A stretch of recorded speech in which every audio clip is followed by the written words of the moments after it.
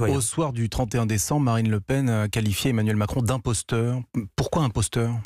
Parce qu'il se pose en père de la nation, en président de la République, et on l'a vu le 31 décembre au soir, où il devrait s'adresser à tous les Français de manière apaisée. Eh bien, il est dans l'agressivité, dans la polémique.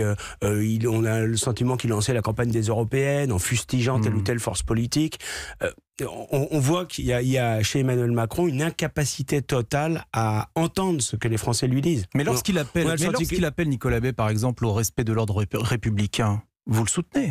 Mais nous sommes pour l'ordre républicain, mais l'ordre républicain, il doit s'asseoir sur une légitimité. Or, qui a semé le chaos et le désordre? La légitimité, c'est celle de l'élection. Non, mais c'est Emmanuel Macron et son gouvernement qui ont semé le chaos et le désordre en insultant, en méprisant le mouvement des Gilets jaunes. Dès le début, on se souvient des propos très outranciers de Christophe Castaner, de Gérald Darmanin. Ensuite, ils ont essayé... Castaner avait parlé de séditieux, qui aurait d'ailleurs répondu à l'appel de Marine Le Pen. Oui, c'était sa déclaration. Ce qui était en l'occurrence parfaitement farfelu, le 26 novembre. Séditieux, peste brune, etc.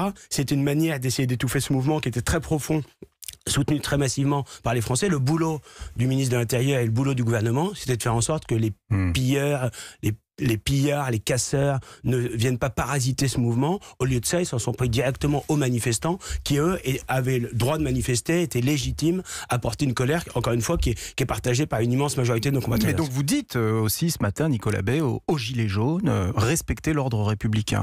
Par exemple, cesser d'empêcher nos concitoyens de se déplacer librement sur les routes de France. Il n'y a pas beaucoup de Français qui sont empêchés de se déplacer par les Gilets jaunes aujourd'hui. Qu'ils soient filtrants ou non, c'est une manière de manifester, de poursuivre leur mouvement. Nous, depuis le début, vous l'avez vu, on n'a pas cherché à s'accaparer ou à récupérer ce mouvement. On le respecte.